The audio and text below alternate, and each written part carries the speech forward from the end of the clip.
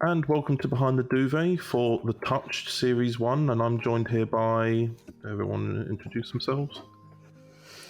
Hello, I'm Abby Louise. I wrote and I act in this as Mia. Hello, my name is Chelsea Lagan. I also co-wrote this, and I act as Ida, the pigeon lady.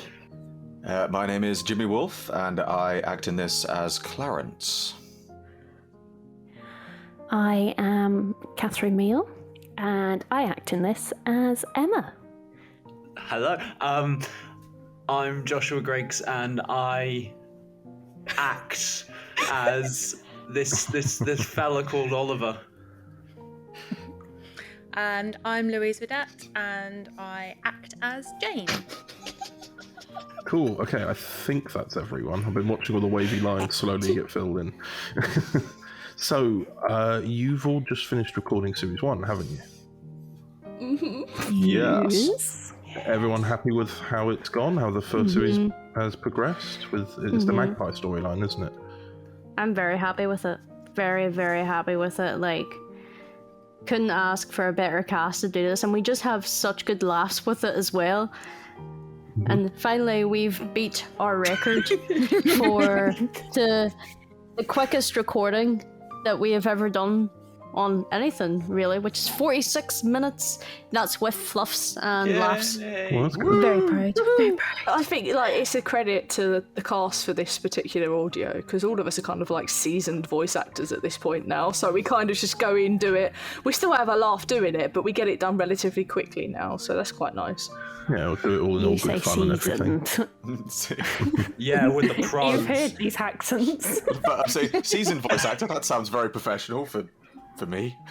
For me. And so, where did the idea of the Touched mainly start with? Because Abby and Chelsea, it's you two who co-write and jump around between the editing and directing, isn't it? It's Abby's fault.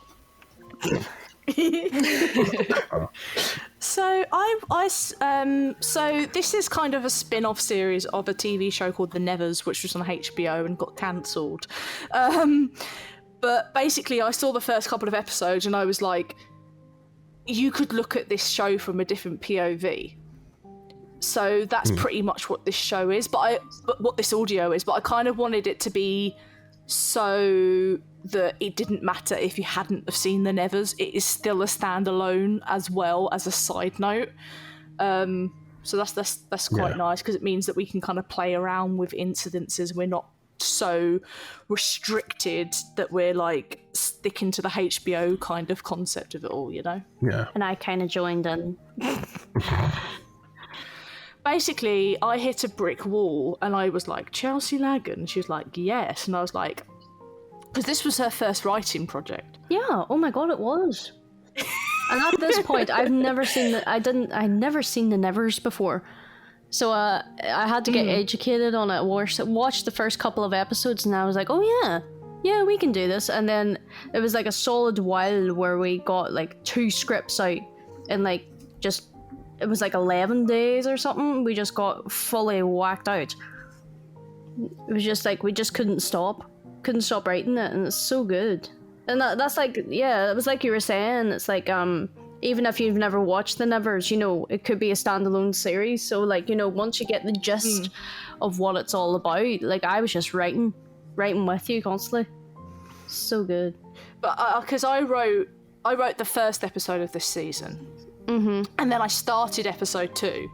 But the thing is, because me and Chelsea are very much on the same kind of wavelength when it comes to writing, so we just kind of help each other finish scenes. We know where we want the scene to go, but like me or Chelsea will be able to be like, well, why don't we do it this way, or why don't we do it that way? So it's quite nice to have that kind of bounce off one another when it comes to the writing, really. And aside from that, how has the with this more of a question for everyone, really, for the actors, how's everyone got into their characters, and how much fun has it been to pretend to have powers and all that sort of stuff? Oh, so fun. So much fun. I mean, to be fair as well, it's a testament to the writing that it's a very seriously, it makes it really easy to get into character, because again, as Abby was saying, it's a very standalone thing from the Nevers. You don't need to know it, but it's the way that you guys have written it so well. It means that you've just got all the information there. A character's really easy to get into, and they're fun to play as well, because I like the fact that, you know, there's enough room to play around with the characters, and you haven't written the characters too sort of solid. And what I mean by that is a sort of there's room for the actors to bring something into the role. Oh, of course, yeah. And it you know, it really does make a huge amount of difference, because you've got this sort of flexibility of knowing who that character is as written, but then sort of you've got a character written in a specific way, but then it's being able to bring the personality to the character, and obviously bounce off each other as well is always fantastic. I mean, in literally the episode that we've just recorded, I won't give away any spoilers, but there's a good couple of bits where we just improvised things for like background stuff, and it was great because you could just bounce off each other so well, and you know, there's no restrictions to that, because you could just go right and go improv, but everyone knows their characters. But more than that, everyone knows each other's characters, and I think that's a good thing to show how well it's written, that even if you're not playing a character, you have an understanding of who that character is and know who they are. I do feel, especially with this kind of tower team, as they're called, we kind of, like you say, we know how everybody's reacting to what we're going to be saying, because we kind of know each other's characters in and out. But not saying that, like you said, not saying that they're restricted, because they're quite loose in a way. But because we all have gelled within this team, we know that Ida's going to say that to Mia. We know that Clarence is going to awkwardly flirt with Emma, because it's kind of like, you know, it is nice. It is nice because all of us have definitely connected with those characters really quickly. Like, at this point, we've only recorded 4 episodes, but I reckon by the end of episode 1, we all kind of knew, like, yeah.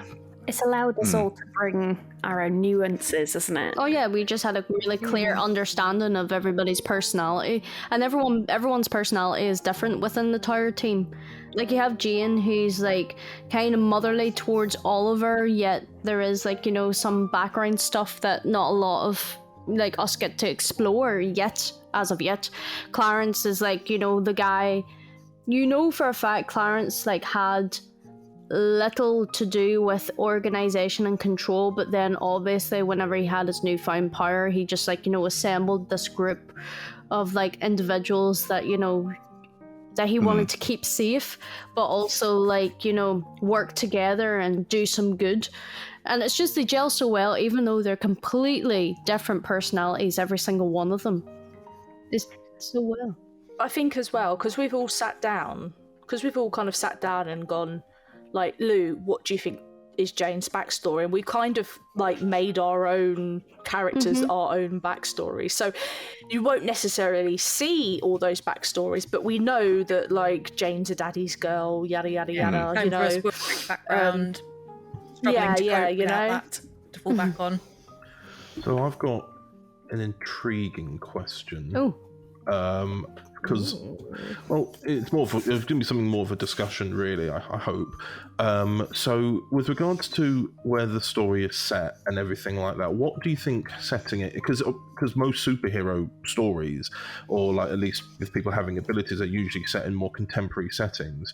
What do you think makes it so special setting it in the past? Do you think it's the sort of society and cultural element, or would you say it's more to do with, like... Well, one of the elements that I really wanted to pick up from the Nevers is that, like, it's 80 women to, like, 20 men who have ended up with the power. That's why most of the TARDIS team. That's why most of the tower team are female. Oh look, cravat doctor's here. That's why most of the tower team are female. And obviously the era this is set in, everybody's still kind of like, oh, women should be doing this, that and the other. And this hasn't really helped matters out. If anything, it's made it worse. You know? Well, yeah, I suppose you've also got those limits of technology as well. Which is, it's good, because you've got, again, that's another dynamic you've got amongst the team is that they've gone from that society, you know, beforehand, it could have been a case of that's how it was, but they've gone from a society of women are inferior to men to now we are inferior to the people that aren't touched. So they have, you know, it's kind of like, it's not that they have to band together in that sense, but society hasn't given them a choice. And it sort of quite well reflects, you know, that side of society, and also adds in the nice element of, you know, showing things that people don't understand. But I think the other thing I like as well, and this, if you've seen the Nevers, you'll know this isn't quite so much the case because of how some of the characters are and who some of the characters are. But I think with the Touched, I think the thing that I like about it, it's the lack of technology that we have access to as a character. So you've got to sort of build into these things, because you don't want to it's weird, you've got these characters have got all these powers, but you don't want to sort of lean too far into that, because then it's kind of, you know, you could have you could have a, you know, some Deus Ex Machina of saying, oh, this person's got the ability to conjure things out of nowhere, and it would, you kind of sort of at that point have everything you need. You don't want that, because you want these characters, they've got these powers, but they still face the restrictions of their age that they live in. Yeah, of course. Yeah, it's like, and I think it was the very first episode, when Emma appears in the tower, and she's like, well, hello, I'm get to join yous now. The next thing they do is literally catch rats to get money. And it's like, you know, like you would think like people with them type of powers would be like, I have money, but it's like, no, it's like they're facing so many struggles, and yet the nicest job they can get is to catch bloody rats. They are living on bare bones, and I will say this though, like, no spoilers given away, but society's only going to get worse for them. They're only going to get more hard on how anti-touch they become. Say in the Nevers, they have these things called the purists, and they are basically anti-touched, and they're just going to come down harder on us, pretty much. Oh my! Especially in that day and age as well. It's the age-old thing, though, isn't it? Of people not liking anything that's different, Yes. and this just Exactly. is a way to show it. The Especially, extremes. I suppose, like we were talking about the different times and everything, with regards to even people who, you know, I suppose a good example would be like when people would go to or be assigned to mental asylums when they shouldn't have been. I think it could have been something like, it was always all these misdiagnoses and everything, and it was just sort of thrown And to the side. circuses. Yeah. Circuses and stuff like that. Like, oh, there's a fat man, we're gonna go, yeah, you know, like Yeah, it's a freak completely shows. different way, and yeah, it is a horrible thing to show, but I do think it's important to show it as well, you know. It's true to the time, but that's the bottom. Like, you can't, you know, it's one of those things, it might be uncomfortable, and it might be one of those things that we look back on now and we think, that's not good, but sadly, very sadly, that's the way it happened. You can't erase history. Yes, you can't erase the history of that, and I so think having that sort of setting it during that time, it allows you to play off those elements with great reverence, I must add, and respect to obviously what actually happened during that time, but it does allow you to sort of, you know, really, I think, you know, you'll have a lot of people obviously faced persecutions for different reasons in that times, and I think it's probably a very difficult thing for people who perhaps aren't part of those groups to understand it. Whereas if you've got something like this, and you've got a group of people, you say, yes, these people have got superpowers and they're sort of ostracized, they can be anybody. And it sort of helps the audience identify more with the concept of the struggles that actual people perhaps went through at the time. I think one scene that stands out to me is, I can't remember if it was in episode 1 or 2, I think it might have been 2, with the rats, because we're walking along the street and everybody's like shouting like, get away from us, you freaks, and all that stuff at us, and it's just like, I was about to mention that, about how in most things you're able to find some sort of link to something going on in reality in our current lives anyway, and it was that scene I was going to mention, actually, as we see that now with protests and rioting and just anybody who's different anyway to a particular group of people. You can connect it to something all the time, so there's always like a connection that isn't you know, I mean, it still creates a discussion of sorts. There's a whatever relatability on different levels. Yeah, it may be a different time with different scenarios, and society might be different, but the core concept in itself still holds up to, even if you were to change the certain dynamics in certain places it was set, you could still keep those storylines quite intact. I'll say this, one thing, completely changing the subject, but one thing I'm not bigging me and Chelsea up, but the one thing I do like about this series is the fact that we aren't writing powers with people. We're writing people with powers. We're not being like, oh yeah, that's Ida, she controls animals. It's Ida, she's a Londoner, her dad was a zookeeper, and she has this power, sort of thing, you know? Yeah, it's just that personality aspect, but like everyone brings life to their character. And it's got to that point where whenever we write The Touched, we can hear what everyone is like, you know, how everyone sounds like whenever they say the lines. So we write catering to not only the, like, you know, the characters that we have, but we do it with the people that we have involved. It's like, you know, we can imagine A Clarence Fumble. like, yeah, Clarence Fumble. But what's great about this is that everyone can, like, even though the lines are sitting there right in front of you, you can also play on that as well, and it's great. It's brilliant, and it's like, you know, one of my favorite things that I've worked on is this series, because there's just so much to it, and there's so much you can explore and have ideas with it, and it's class. It's just class.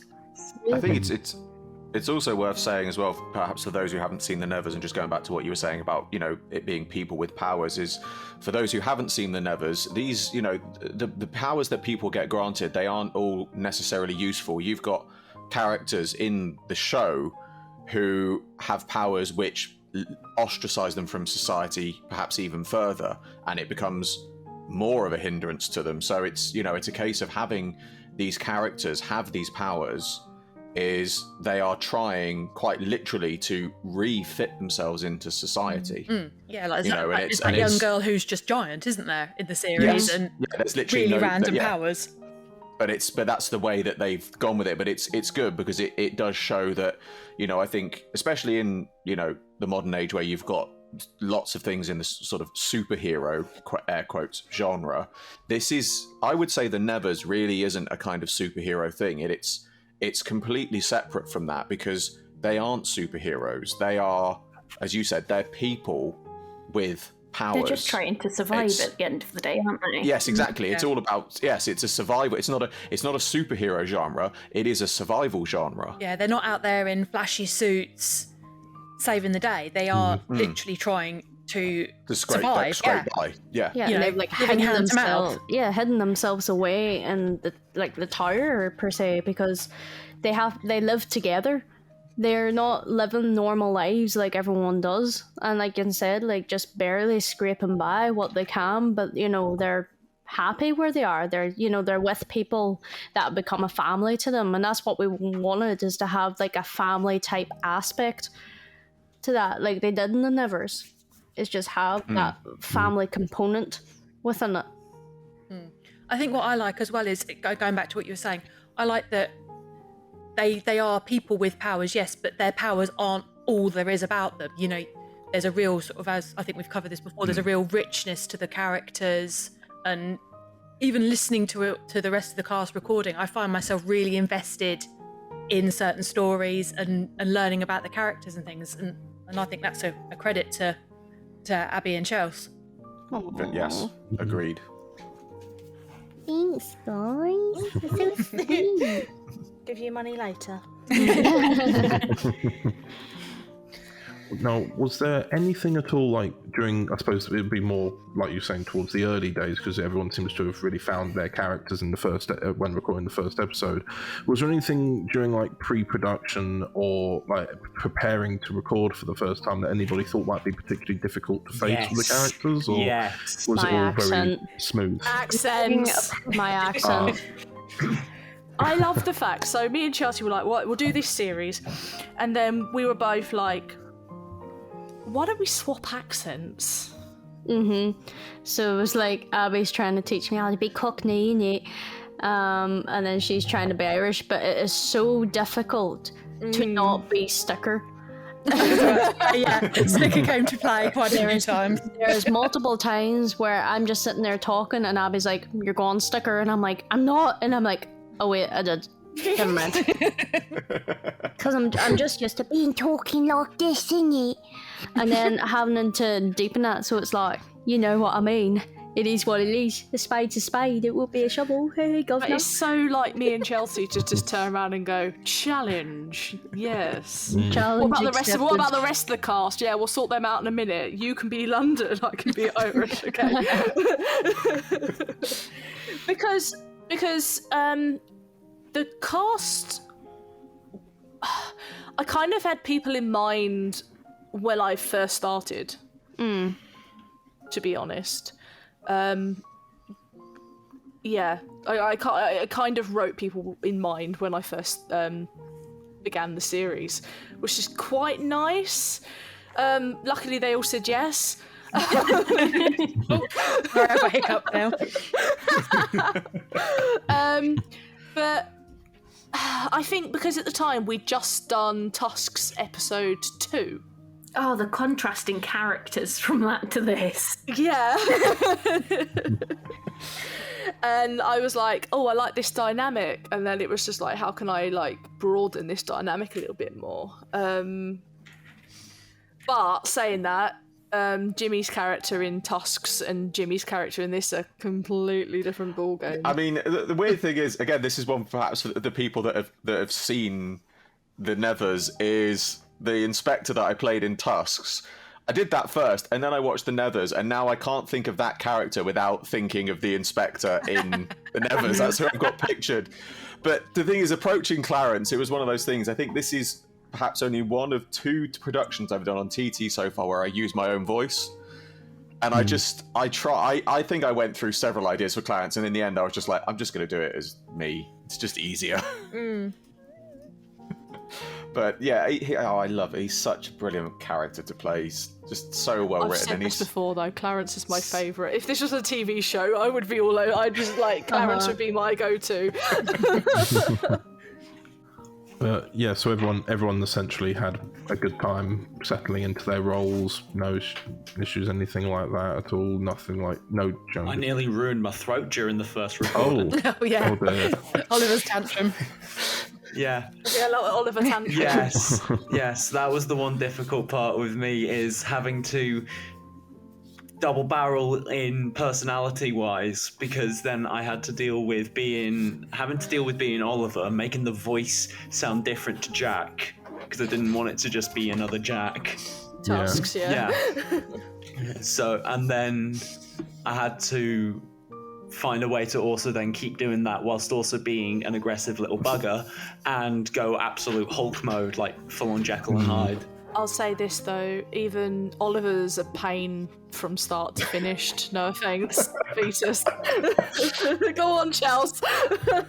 Oh, honestly, that's what I was about to say. I was about to say is that it's the powers. The powers, I think, was not one of the most challenging aspects, but you have to think of it as, obviously this is audio.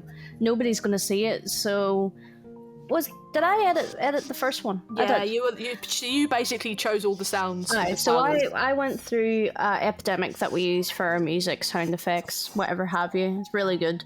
And trying to find sounds for individual powers, and especially with powers in different situations and all sorts of type of stuff, was, I think, one of the most challenging for me, because I wanted to try and get it as close to, something that you would see on screen, but have it, like with Clarence and his force fields. I remember whenever me and Abby were first, writing this properly, I was reading it and I was just like, why? And we texted this at the same time because you sent me the script.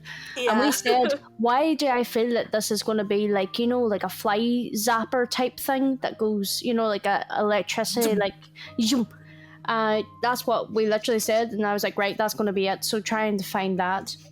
Emma's powers, I think was the most difficult for me, because I'm trying to find, one that will be teleporty. So it was just like, I can just imagine it being like a whoosh type thing, but I didn't want to put in a whoosh. So that took me a while. Jane's powers, because she's telekinesis, you can you're trying to get that into audio. It was the most difficult one. So I edited it and selected the sounds that associated with the object that she's interacting with. So I think the only difference was there's a scene when Oliver throws a vase and she kind of stops it midair, and I had like a hum, like it was like hovering. I think that was the only difference with it. Yeah, because like she was with it was like a pendulum. Yeah. And so it was just like, I wanted her to interact with metal, so I wanted it to sound like a strong magnet type thing. Yeah, because she was putting the coins on the pendulum, And Oliver's... Oh, Oliver. Me and Abby went through this quite a few times of trying to get Oliver to sound right. The one thing that delayed any edits was Oliver rage scenes. Was Oliver and his tantrums. Because we were going through it and we're like, I don't think he should sound like this. And then Abby came up with the idea of us overlapping how Josh's original speech is, but overlapping it, cutting it, and making it more twisted and distorted, and a few pitches lower and everything. And we finally found like a sound that we thoroughly double enjoyed. The tracks up, don't we? It's just like, we like just stacked them just to make it so like his original sound is coming through, yet it's mixed with something else. So we all just say he just goes into Hulk mode, but there's that essence that he's still in there that we wanted to keep. We just didn't want him to go like... Because you have the element of the two tracks, one of which has a filter on, one of which is just Josh's voice, and then you're having to have the sounds kind of wave in and out, so it's kind of like an equal distribution of the... I can't remember what filter we put on it, but I will look it up. Yeah, it was like Dark Lord or something. So yeah, it was Dark Lord, and then the volumes going in and out. But other than that, obviously, we still had to have all the things being thrown and being smashed, and oh my god, it was such a pain. Give me a healing power any day. That's an easy, it's just a nice gentle hum. Oh no, the first scene with Mia. Because she comes in with a broken jaw. That was me in charge of the squishy sound effects. Oh, just always count on me to get something disgusting sounding and make everybody go.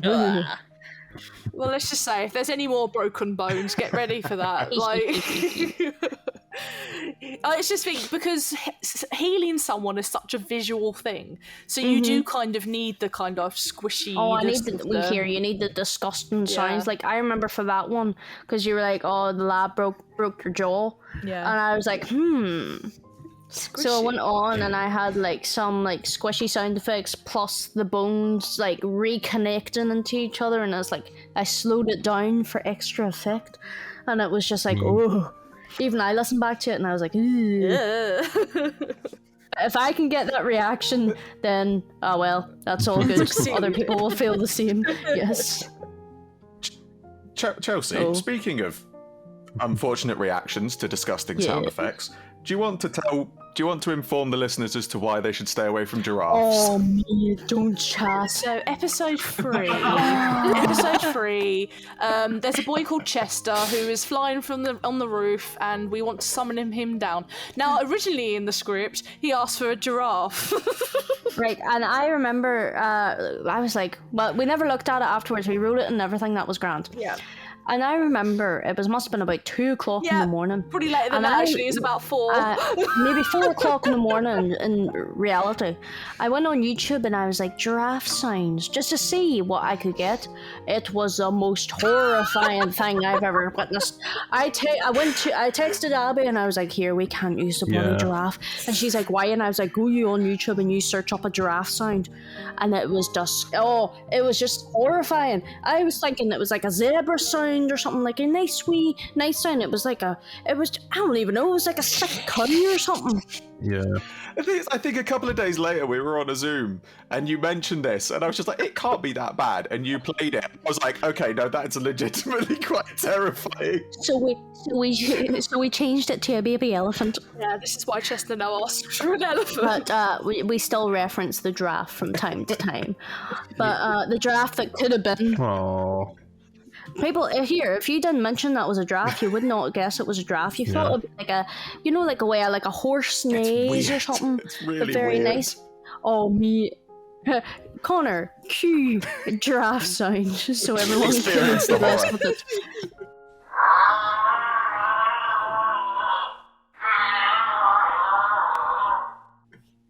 Oh, so we changed it to an elephant. So it is what it is. Changed it to a lovely baby elephant. But like, whose power? The only other power we've not spoken about is Ida's. See, Ida's doesn't have a sound. It just has whatever animals she interacts with. Yeah, the thing is, so within season 1, I will say this because I will mention that we are doing a season 2. But in season 1, you only ever see it from Ida's POV, like from the outside of Ida's POV, so like other people's. Whereas in season 2, we are exploring more of what Ida is experiencing when she's talking to the animals. So that's quite a nice, different POV for us to kind of experiment with, you know? But it's quite funny, especially like I'll reference the rats in episode 1 again. It's Ida goes and talks to the rats, but I'm sitting there like literally gone on over to my microphone and been like holding up my hands like there's a little rat there, and I'm like, hello rat, oh you sweet. And it had to be kept. Oh, you sweet little The first time you thing. did that on the read through, I swear to God, it's just it was hilarious. This is one thing that I will say about the Touched, all the audios. Don't always listen to like the front voices, because most of the time there's something going Listen to on in what's the going on in the background. Yeah. Most of the time it's just Ida telling Mia to shut up, but like So there's please keep- normally Or talking to the pigeons. some form And of a hidden drama honks. going on in the back of shots. Like, And the hidden honks, just saying. Maybe listen to it twice. Once listen to the main story, then once listen to the Oh, ambient wait, I've noise. got a question, Chels, because obviously you lot went searching for the power noises and shit like that. Yes, dear. Yes. Well, what was the bloody noises that you ended up looking for, what was it, Josephine? Because you ended up, was it literally just water? Josephine was different. I forgot about that. Josephine, so in the scene, whenever Josephine is talking to Emma properly and saying, basically, we're explaining what everybody's power is. Josephine, she literally has her hands and she holds them out of her body, and water just starts dripping from them. So I was just like, you know what, I'm going to get a leaky tap. And then I added another sound effect on top, which was like, yeah. Just a bit more running water. So, I wanted to have something that, is not like a total.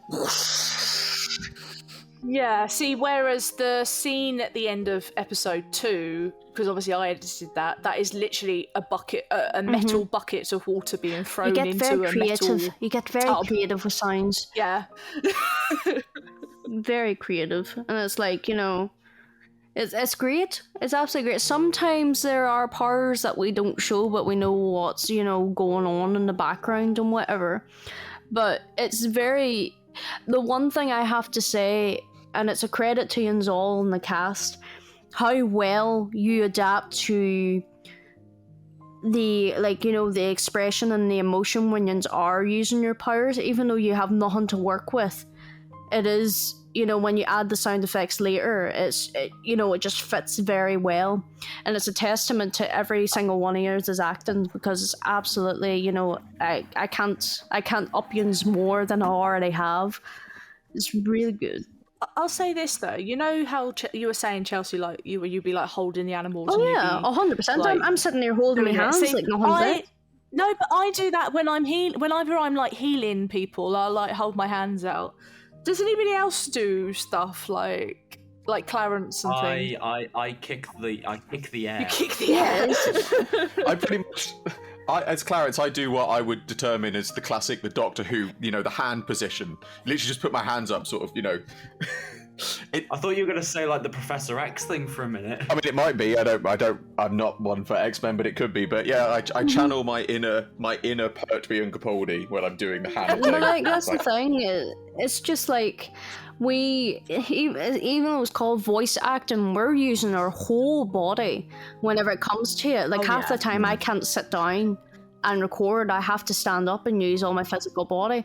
Like there for that scene you were talking about with the rat, it's like I can't just sit here and be like, oh, you little thing, I literally put my hands out, hold them together like I'm getting communion bread, look down on it, and I'm like, oh, you the sweetest little thing. It's like you have your whole body and your emotion into it. You can't just act with a straight face. It's just you going all out. And it's the same. It's with fetus. Yes. I mean, yes, fetus. Joshua. It's with you. It's like whenever you get angry, I can feel like the tension within your body whenever you do that. And you can feel that, and you can you can sense it whenever you're like, I'm putting it together, editing together, and it's so the audience can do it as well, where you're just seeing that frustration. Yes, the sound effect comes afterwards, but it's it's all about the emotion and the amount of effort you put in. Like half the time I'm out of breath whenever I do voice act, especially for running and everything, and if you're not out of breath, you're not doing it right. Like we all end up lightheaded earlier. I'll say this though, especially with the Touched, because we do go from running to fighting to jumping to emotional stuff. It's not very often. If we do have a scene where we're sat in a room, 95% of the time, the next scene will be somebody running or I'm going to speak about it because it's one of my favourite scenes in the whole series, is when myself, Clarence and Emma nearly get run over by a train. I love that one. I love that. Was so much fun.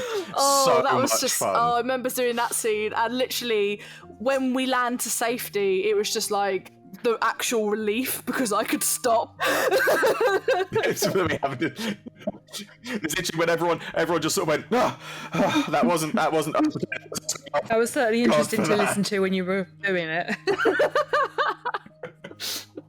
But I think this is another joy with the way that we run TT is I don't feel like you get this much energy from a cast if you were suspending him. Oh, you wouldn't. You wouldn't. No. If you were just saying, if you were saying lines in, you wouldn't get half the because you're bouncing off each other. Even though you're staring at a computer screen seeing like wavy lines and whatever, you're literally bouncing off people's like energy, and you can feel that energy whenever you work together. It's like, even like you said, like say if we were in a scene where we were just sitting there in a room together, you'll have people that'll sigh, you have people that will just automatically add this. It's not in the script. Even people sitting there with sore baths.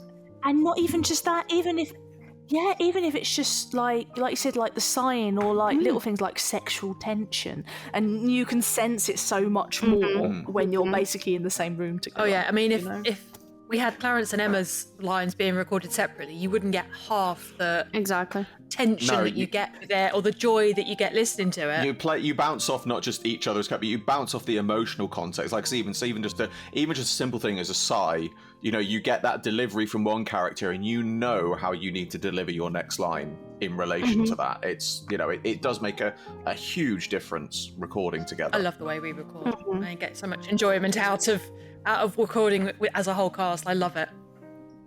I mean, I love it because it's the recording. You listen to the finished thing, and obviously it's superb. The recording is like a whole other performance. We get our own private performance of everything plus extra. And we have been doing it. We Before have we- yeah. doing it. I mean, sometimes when I'm muted, I'm just laughing so Oh, much. it's fantastic. Well, no, it's mainly wonderful. the line flubs that make it funny. Yeah. Well, I think this is the thing, because obviously myself and Chelsea are directing as well as being in it, and a lot of the time I think we do kind of forget because we're directing because we're too busy listening.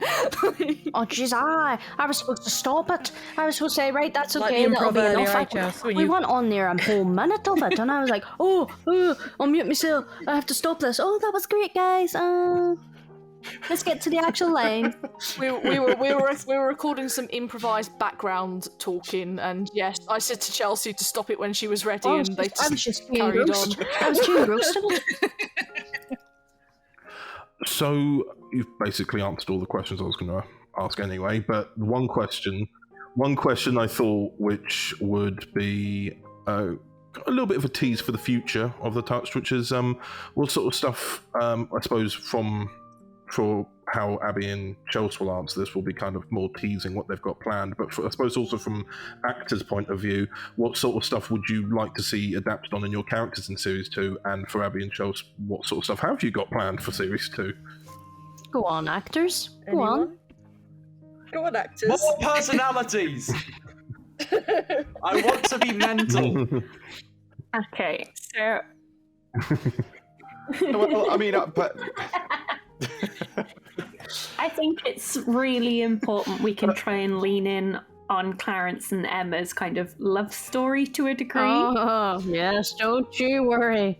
I am looking forward to a lot more of the emotional, both good and bad side of things for Clarence and Emma, because it's like I said, is you've got a lot of these initial episodes, and I love this. You've got Clarence is sort of there. He's quite a bit of comic relief. He has his very serious moments, but he's sort of, you've got a lot of that. But I like the balance between the two you've got, where he has his comedic moments and he has his serious moments. But I think you've sort of, like I said, his progression with Emma and also Emma's progression with him is going to be a lot of fun to sort of delve into and go further, because it's going to sort of, personally for me, it's going to bring, I think, quite a range of emotional acting that I don't know if I've necessarily done before, but I'm looking forward to it. Don't worry, babes, we'll get you sorted.